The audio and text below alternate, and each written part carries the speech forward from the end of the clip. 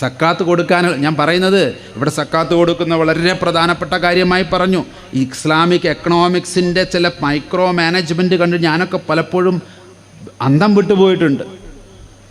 പല രീതിയിലും അതൊന്നും ഇനിയും പഠിക്കപ്പെട്ടിട്ടില്ല. പല യൂണിവേഴ്സിറ്റികളും ഞാനതിന് പ്രബന്ധങ്ങളുണ്ടോയെന്ന് അന്വേഷിച്ചിട്ടുണ്ട്. അൽ-അസർ യൂണിവേഴ്സിറ്റി വരെ ഞാൻ പോയിട്ടുണ്ട്. ഇസ്ലാമിക് എക്കണോമിക്കുമായി ഇനിയും പല നല്ല കാര്യങ്ങൾ ഇനിയും പഠന വിഷയമാക്കിയിട്ടില്ല. ഒന്നാലോചിച്ച് നോക്കൂ, നിങ്ങളുടെ നാലുപാടുമുള്ള തെക്കോട്ടും വടക്കോട്ടും കിഴക്കോട്ടും പടിഞ്ഞാറുമുള്ള 4 ദിക്ക് എടുക്കുകയാണെങ്കിൽ 40 വീടുകളിൽ നിങ്ങൾക്ക് ഉത്തരവാദിത്തമുണ്ടെന്ന് പറയുന്നൊരു ഹദീസ് ഉണ്ടെന്നാണ് ഞാൻ മനസ്സിലാക്കി വെച്ചിരിക്കുന്നത്. ഉണ്ടെന്നാണ് പല പണ്ഡിതന്മാരും ഞാൻ ഓർമ്മപ്പെടുത്തിയത്. നമ്മളെയൊക്കെ ചില വിമർശകരായിട്ടുള്ളവർ പറഞ്ഞു അങ്ങനത്തെ ഒരു ഹദീസേ ഇല്ല, ഇല്ലെങ്കിൽ വേണ്ട. ഞാൻ പറഞ്ഞൊരു 4 വീട് നമ്മളൊന്ന് നോക്കിയിരുന്നെങ്കിൽ 40 വേണ്ട. 4 വീടുകൾ നമുക്ക് തെക്കും വടക്കും ചുറ്റും 4 വീട് നമ്മുടെ ഒരു മുസ്ലിമിന് ചുറ്റും 4 വീടുകളുടെ സുസ്ഥിതി അവൻ ഏറ്റെടുത്താൽ ഈ കേരളത്തിൽ റേഷൻ സംവിധാനം വിതരണം വേണ്ട, കേന്ദ്രത്തിൻ്റെയും വേണ്ട, കേരളത്തിൻ്റെയും വേണ്ട. അവനാരും പട്ടിണി കിടന്ന് മരിക്കൂല, അവരാരുടെയും മക്കൾ പഠിക്കാതിരിക്കൂല. എഡ്യൂക്കേഷന് വേണ്ടി നമുക്ക് കൊടുക്കാനായി സാധിക്കും. ഇത് ഓരോ ഇസ്ലാമിൻ്റെയും അത് എത്രത്തോളം മൈക്രോ ലെവൽ മാനേജ്മെൻറ്റാണ് ഇക്കണോമിക്സിൻ്റെ. പക്ഷെ ഇങ്ങനെയൊന്നുള്ളൊരു പ്രൊജക്റ്റ് ഇന്ന് വരെ ഒരു യൂണിവേഴ്സിറ്റികളിലും ഒരു സ്ഥലത്തും പഠിക്കപ്പെട്ടിട്ടില്ല എന്നുള്ളതാണ് എന്നെപ്പോലുള്ള പുറമേ നിൽക്കുന്നവരിൽ നിന്നുള്ള വിഷമം. സക്കാത്ത് കൊടുക്കാൻ എളുപ്പമാണ്, പക്ഷെ ഈ ലെവലിലേക്ക് മാനേജ് ചെയ്യാനോ? മഹ്റൂമിനെ തിരിച്ചറിയുക എന്ന് പറഞ്ഞാൽ നമസ്കാരം കഴിഞ്ഞ് ഒരാളെ കാണുമ്പോൾ അവൻ്റെ ഉള്ളിൽ അല്ലാഹ് വജൂദായി അവൻ്റെ കണ്ണിലൂടെയും അവൻ്റെ നമസ്കാരം കൊണ്ട് ശുദ്ധമാക്കപ്പെട്ട ബോധത്തിലൂടെ ദൈവത്തിന് പ്രവർത്തിക്കാനും അവൻ്റെ കണ്ണിലൂടെ ആവശ്യമുള്ള മഹ്റൂമിനെ തിരിച്ചറിയുകയും ചെയ്യുന്ന വലിയൊരു സൈക്കോ സോഷ്യൽ ഡൈനാമിസം ഉണ്ട് ഇവിടെ. ഒരു സൈക്കോ സോഷ്യൽ ഡൈനാമിസം. അതൊന്നും ഇവിടെ ആരും ചർച്ച ചെയ്യുന്നുള്ളതാണ് എൻ്റെയൊക്കെ വിഷമം. അങ്ങനെ ഒരാൾ രാവിലെ എഴുന്നേറ്റ് സുബഹി നിസ്കരിച്ച് അൽഹംദുലില്ലാ എന്ന് പറഞ്ഞ് പുറത്തേക്ക് ഇറങ്ങുമ്പോൾ ഒപ്പം നിന്ന് സുജൂദ് ചെയ്തവൻ്റെ മുഖത്തേക്ക് നോക്കുമ്പോൾ ഇവൻ്റെ ഉള്ളിൻ്റെ എവിടെയോ ഒളിപ്പിച്ചു വെച്ചതിലും അപ്പുറം ദൈവത്തിൻ്റെ മുമ്പിൽ പരിശുദ്ധനായി ജീവിക്കുന്ന ഈ വ്യക്തിക്ക് എന്തോ പ്രശ്നമുണ്ടല്ലോ എന്ന് തോന്നി അവന് വേണ്ടുന്നത് അവനെ നിരീക്ഷിച്ച് ചെയ്തു കൊടുക്കുന്ന ഒരു പാരമ്പര്യം. ഇത് ഉമ്മർ റളിയല്ലാഹുവിൻ്റെ കാലത്തും ഉസ്മാൻ റളിയല്ലാഹുവിൻ്റെ കാലത്തുമൊക്കെ അവരുടെ ജീവിതത്തിൽ അവർ പാലിച്ചിരുന്നു. അതുകൊണ്ടാണ് രാത്രിയിൽ തലമുണ്ടിട്ട് എല്ലാവരും ഉറങ്ങുന്ന സമയത്ത് തലയിൽ മുണ്ട് വലിച്ച് പുതപ്പ് വലിച്ച് ഇട്ടിട്ട് ഓരോ വീടിൻ്റെ പരിസരത്തും പോയി എന്താണ് ആ വീട്ടിൽ വല്ലതും തിന്നാനുണ്ടോ, കുട്ടികൾ കരയുന്നുണ്ടോ, കുട്ടികൾക്ക് എന്തെങ്കിലും ഭക്ഷിക്കാനുണ്ടോ എന്നതിൻ്റെ കണക്കെടുക്കുന്ന ഭരണാധികാരി. ഇന്നത്തെ ഭരണാധികാരിയൊക്കെ ഏത് വീടിൻ്റെ അപ്പുറം പോയാൽ അതൊക്കെ നിൽക്കുന്നത്, പോയാൽ വേറെ വല്ല ഉദ്ദേശത്തിനായിരിക്കും. അങ്ങനെയുള്ളവരുടെ കഥകളാണ് നമ്മുടെയൊക്കെ മതങ്ങളിൽ കൂടുതലുമുള്ളത്. എന്നിട്ട് സ്വന്തം വീട്ടിൽ ചെലവിന് വെച്ചിരിക്കുന്ന എണ്ണയും ഒലിവെണ്ണയും മാവും മറ്റ് കാര്യങ്ങളുമൊക്കെ സ്വന്തം തലയിൽ ചുമടെടുത്ത് കൊണ്ടുപോയി കൊടുത്ത ഖലീഫമാർ എത്രയുണ്ടായിരുന്നു നമുക്ക്. അത് ഏറ്റാൻ വന്നു കഴിഞ്ഞാൽ ഭൃത്യനോട് പറഞ്ഞു, ഇത് നിൻ്റെ കടമയല്ല, ഇത് എൻ്റെ കടമയാണ്. എൻ്റെ നാട്ടിലൊരു ഒരുത്തൻ പട്ടിണി കിടക്കുന്നുണ്ടെങ്കിൽ അത് നിൻ്റെ തലയിലേറ്റിച്ച് കൊണ്ടുപോകാനുള്ളതല്ല. അത്രത്തോളം വിനയം. ആ വീട്ടിലേക്ക് വേണ്ടുന്ന സാധനങ്ങൾ ഒരു രാജ്യത്തിൻ്റെ ഭരണാധികാരി തലയിൽ ചുമന്ന് കൊണ്ടുപോകുന്ന സൂക്ഷ്മതയുടെ പേരാണ് ഇസ്ലാം. അതായിരിക്കണം ഇസ്ലാം. ആർക്കെങ്കിലും എന്നോട് വിയോജിക്കാനുണ്ടോ? എന്നെ കേൾക്കുന്ന ഏത് മതത്തിലുള്ളവരും എന്നോട് പറയും ഇതിനെയാണ് ഞാൻ ഇസ്ലാം എന്ന് പറയുന്നത്. അത്രത്തോളം നിന്നോ? ഉമർ റളിയല്ലാഹുവിൻ്റെ കാലത്ത് ഉമർ പറഞ്ഞു എന്ന് പറയുന്നൊരു ഹദീസുണ്ട്. ടൈബ്രീസ് നദിയുടെ തീരത്ത് ഏതെങ്കിലും ഒരു കഴുത ഭക്ഷണം കിട്ടാതെ കരയുന്നുണ്ടെങ്കിൽ അതിൻ്റെ ഉത്തരവാദിത്തം ഞാൻ ഏറ്റെടുത്ത് രാജിവെക്കുന്നു എന്ന് പറയാൻ ധൈര്യമുള്ള എത്ര പഞ്ചായത്ത് മെമ്പർ, വാർഡ് മെമ്പർ മുതൽ അങ്ങ് പ്രധാനമന്ത്രി വരെയുള്ള എത്ര പേർക്കറിയാം? ഈ അർത്ഥത്തിലാണ് അവിടെയൊക്കെ മാതൃകാപരമായ പൊളിറ്റിക്സ്. അതായത് ഒരു കഴുത ഭക്ഷണം കിട്ടാതെ കരഞ്ഞാൽ മതി, ഞാൻ രാജിവെക്കുന്നു. ഇതിലുണ്ടോ പറയാൻ? അവനവൻ്റെ വാർഡിൽ കിടന്ന് മരിച്ചവരുടെ എണ്ണം അറിയാതെ പട്ടിണി കൊണ്ട് മരിച്ചവരുടെ എണ്ണം കൂടുന്ന കാലം. നമ്മുടെയൊക്കെ മൊത്തമായ ചില രീതികൾ കൊണ്ട് കേരളത്തിലൊക്കെ വളരെ കുറവാണെന്ന് കരുതിക്കോളി. പക്ഷേ ഇപ്പോഴും തമിഴ്നാട്ടിലും പല നോർത്ത് ഇന്ത്യൻ ഗ്രാമങ്ങളിലും ഇപ്പോഴും ഇതുണ്ട്. ഒരു നേരം തന്നെ എങ്ങനെ ഭക്ഷണം ഇപ്പോഴും കൊടുക്കുമെന്നറിയാത്ത ആളുകൾ ഇന്നും ഞാൻ കണ്ടിട്ടുണ്ട്. കേരളത്തിലില്ലാന്നുണ്ട്. ഇന്നിപ്പോൾ ഏതോ നൂറ്റാണ്ടിലെ കഥയില്ലെന്ന് പറഞ്ഞു. ഇന്ന് എൻ്റെ കൂടെ ആന്ധ്രയിലൊക്കെ വന്നു കഴിഞ്ഞാൽ രാവിലെ പോകുന്ന വണ്ടിയിൽ കയറണം.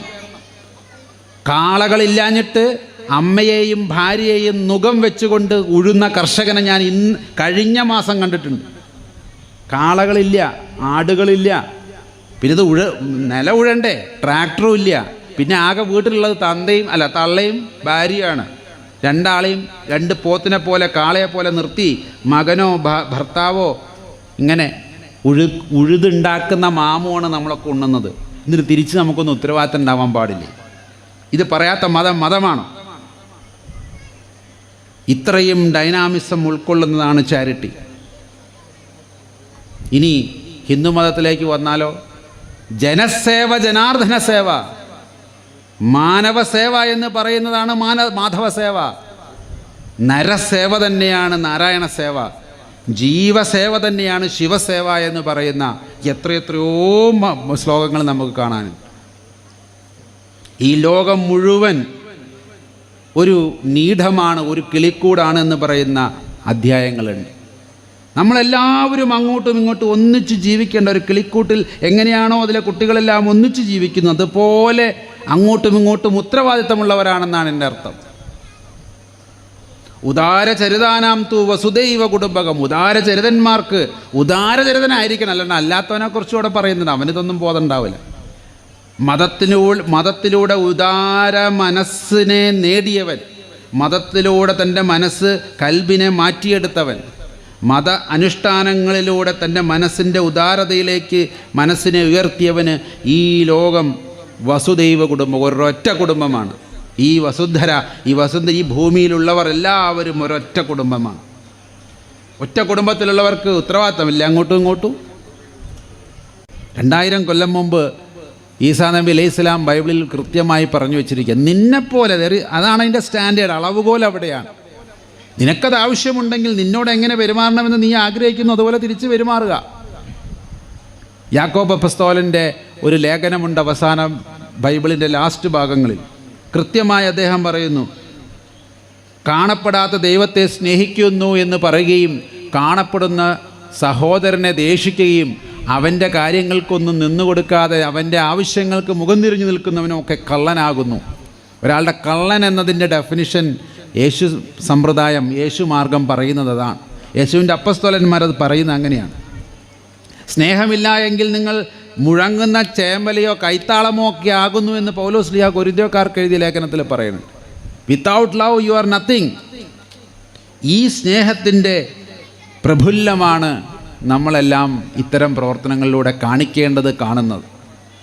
ഇനി ഞാൻ നേരത്തെ സൂചിപ്പിച്ചൊരു അത്ഭുതമുണ്ടല്ലോ, എന്നെ എപ്പോഴും അത്ഭുതപ്പെടുത്തിയിട്ടുണ്ട്. നോട്ട് എ വണ്ടർ, ഇങ്ങനെ എന്നുള്ള അർത്ഥത്തിലല്ല, അതൊരു വല്ലാത്തൊരു ഒരു ചോദ്യചിഹ്നമായി നിൽക്കുന്നുണ്ട്.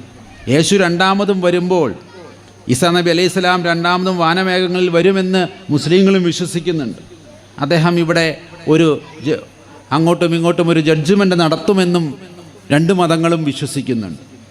അതിൽ പ്രത്യേകിച്ച് ഈസാ നബിയുടെ വരവുമായി ബൈബിളിൽ പറയുന്നൊരു കാര്യമുണ്ട്. അവർ ലോകത്തിലുള്ളവരെ രണ്ടാക്കി വിഭജിക്കും. ഇടത്ത് നിൽക്കുന്നവർ ഒരു ഭാഗവും വലത് നിൽക്കുന്നവർ ഒരു ഭാഗവും.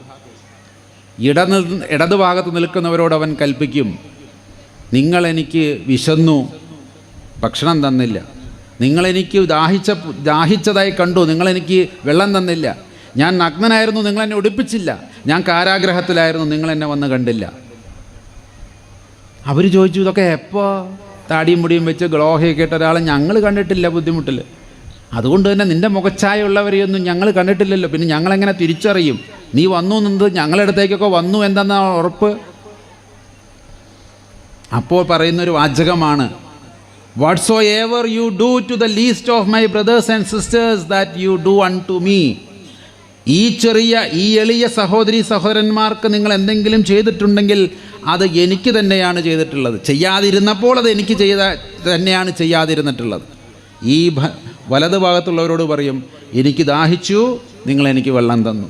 എനിക്ക് ഭക്ഷണമില്ലായിരുന്നു, നിങ്ങളെനിക്ക് ആഹാരം തന്നു. ഞാൻ കാരാഗ്രഹത്തിലായിരുന്നു, എന്നെ വന്ന് കണ്ട് ആശ്വസിപ്പിച്ചു. ഞാൻ നഗ്നനായിരുന്നു, നിങ്ങൾ എന്നെ ഉടുപ്പിച്ചു എന്ന് പറഞ്ഞ് ഒരുപാട് കാര്യങ്ങൾ പറയുമ്പോൾ അവരും ചോദിക്കും, ഞങ്ങളിങ്ങനെയുള്ളൊരു ഫിഗറിന്, യേശു എന്ന് പറയുന്ന ഒരു ഫിഗറിന് ഞങ്ങളിതൊന്നും ചെയ്തിട്ടില്ലല്ലോ.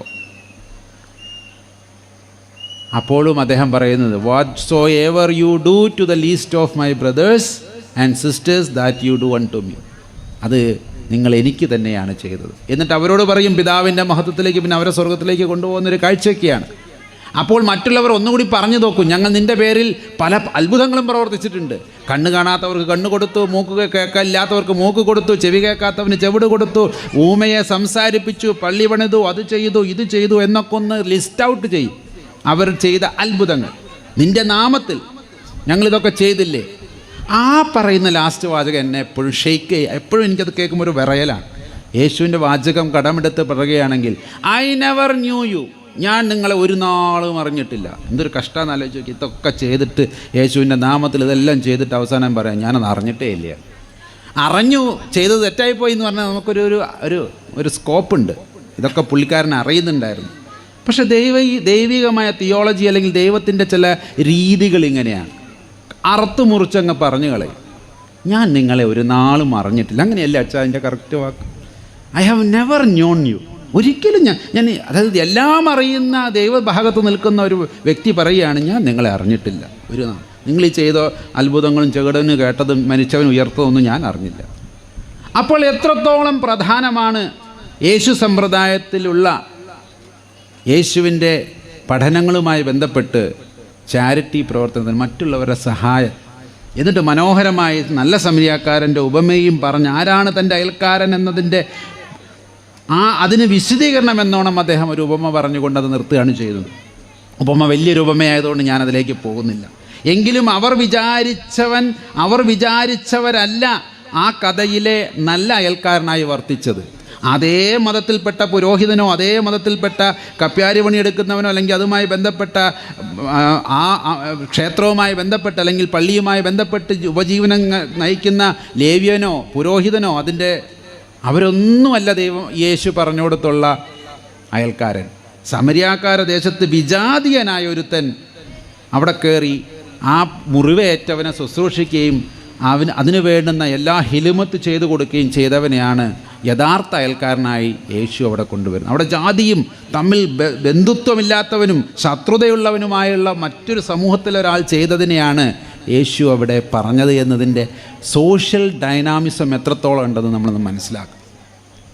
ഇനി ഇതേ കഥ തന്നെ ഹദീസുകളിൽ നമുക്ക് കാണാനായിട്ട് സാധിക്കും. ഹദീസിൽ പക്ഷേ അവസാന ദിവസമായ അന്ത്യദിനത്തിൽ ന്യായം വിധിക്കാൻ വരുന്നത് അല്ലാഹു തആല തന്നെയാണ്. അദ്ദേഹം ഇതേ ചോദ്യം ചോദിക്കുന്നുണ്ട്, എനിക്ക് ദാഹിച്ചപ്പോഴും വിശന്നപ്പോഴും നഗ്നനായിരുന്നപ്പോഴും ഒന്നും എനിക്ക് നിങ്ങൾ തന്നില്ലല്ലോ, എനിക്ക് തന്നല്ലോ എന്നൊരു കൂട്ടരും. അങ്ങനെ യമി എന്ന വാക്കിൻ്റെ പേരിൻ്റെ അർത്ഥം അത് സംസ്കൃതമാണ്, പക്ഷേ അറബിയിലുണ്ട് യമി എന്നുള്ള വാക്ക്. വലതുവശത്ത് നിൽക്കുന്നവൻ എന്നൊക്കെ, വലതുവശത്തിൻ്റെ ആൾക്കാർ എന്നൊക്കെയാണ് അർത്ഥം. യമി എന്നുള്ള വാക്കിൻ്റെ അർത്ഥം ഇവിടെ ഇവരോടൊക്കെ ചോദിച്ചാൽ ഉസ്താദ് തലയാട്ടുന്നുണ്ട്. അപ്പം ഞാനും എൻ്റെ പേരിൽ കൊണ്ട് രണ്ടർത്ഥത്തിൽ, സംസ്കൃതത്തിൽ അതിനൊരർത്ഥമുണ്ട്. ഞാനും ഈ യമീയുടെ ഭാഗത്ത് നിൽക്കാൻ ഇഷ്ടപ്പെടുന്നവരാണ്. ആ ഹദീസിലാണ് ആ വാക്ക് യമി എന്നുള്ള വാക്കുള്ളത്. ആ വലതുവശത്ത് നിൽക്കുന്നവരുടെ കൂട്ടത്തിലാകണേ എന്നായിരിക്കണം നമ്മുടെയൊക്കെ. അതിന് തൗഫീക്കും ഹിദായത്തും ഒക്കെ ഉണ്ടാകണേ എന്ന് നമ്മൾ പ്രാർത്ഥിക്കേണ്ടതുണ്ട്.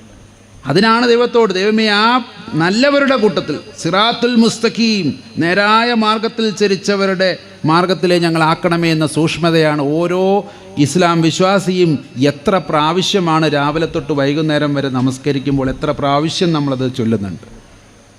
പിഴച്ചവരുടെയും ദൈവകോപത്തിന് ഇരയായവരുടെയും മാർഗത്തിലല്ല എന്ന് പറയുമ്പോൾ എന്താണ് ഉദ്ദേശിക്കപ്പെടുന്നത്?